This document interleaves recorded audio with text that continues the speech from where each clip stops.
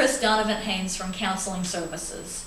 Today I'd like to talk a little bit about styles of communication. How do we communicate and how others perceive us when we're communicating with them? There are 4 basic styles of communication. I'm going to start with passive. Passive is really when you're not able to speak up for what you want or what you think. Some people may consider it being overly shy and not confident, or being, quote unquote, a doormat. Another style of communication, which is the furthest from that, is aggressive. Someone who might seem angry and agitated in the way they communicate with you. Too demanding, pushy, bossy, or even a bully. There's one that's very close to that aggressive style, but it's a little to the side. It's known as passive aggressive. You might think of passive aggressive in an example like this. A person gives you a compliment, but it's clear that they don't really mean what they're saying. Sort of that, I really love the outfit you're wearing, or I really love the way your hair looks. Those aren't really meant as compliments. That's someone who's being passive aggressive. The 4th style is the one that I think most people are striving to be, and that is assertive.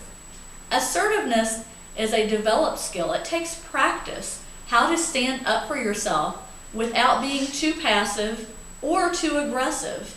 It's right in the middle.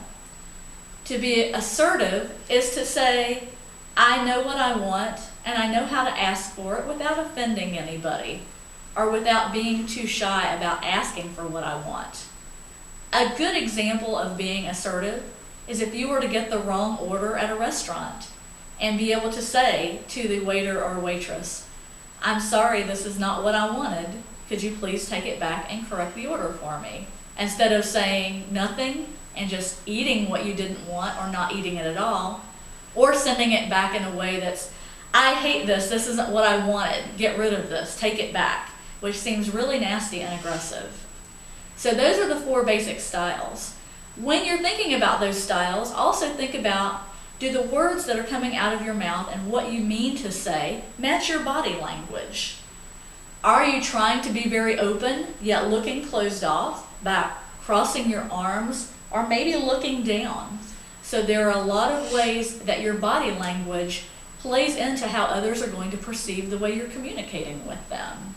If you're dealing with conflict, how can you compromise? What does compromise mean? Compromise is often perceived as somebody's giving in to the other person's wishes or desires.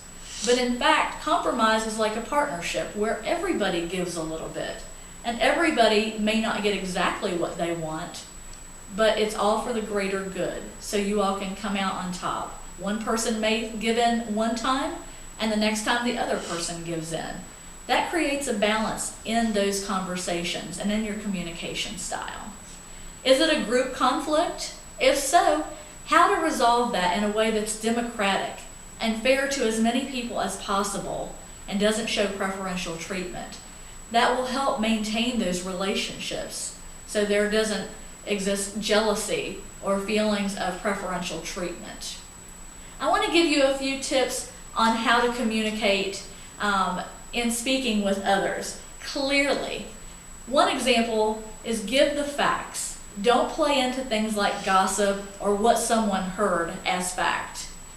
Do know what you know and know it clearly, and try to avoid those things that can create conflict by telling stories or things that are not completely true, or omitting the truth, which can be just as bad. Listening very carefully is so important. If you're trying to communicate with someone and they're trying to communicate back to you and you're not paying attention to what they're saying, only what you are saying, you're not clearly communicating. It's only one-sided. So be sure to listen and give the other party a chance to say what they would like to say also. Get the facts. Now that's what I mentioned before. Do only speak of the things that you know for certain, not what you heard someone else say, because that is how rumors can get started. And that can impact a lot of people in a very negative way. And that is definitely not clear communication.